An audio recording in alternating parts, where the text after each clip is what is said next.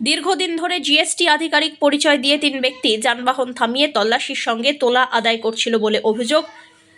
আর এই অভিযোগই এসে পৌঁছয় শিলিগুড়ি মেট্রোপলিটন পুলিশের কাছে।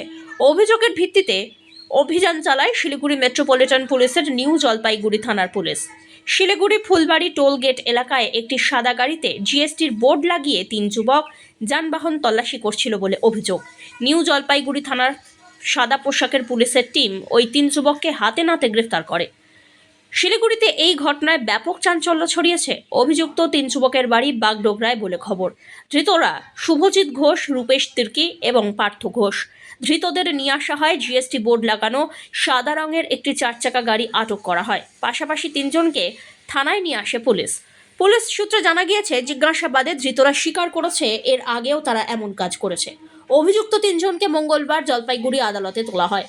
এই চক্রে আরও কারা জড়িয়ে তার তদন্ত শুরু করেছে নিউ জলপাইগুড়ি থানার পুলিশ।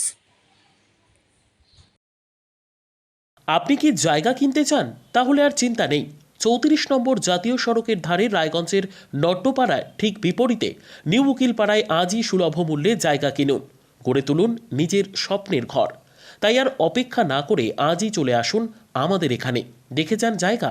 মন পছন্দের স্বপ্নের প্রাসাদ গড়ে তুলুন আপনার কেনা এই জায়গায়। তাই আজই যোগাযোগ করুন আমাদের সাথে।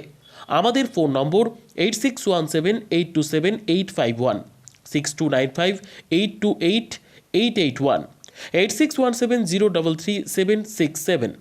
তাই আর দেরি নয়, আজই আসুন নিজের পছন্দের জায়গা কিনতে।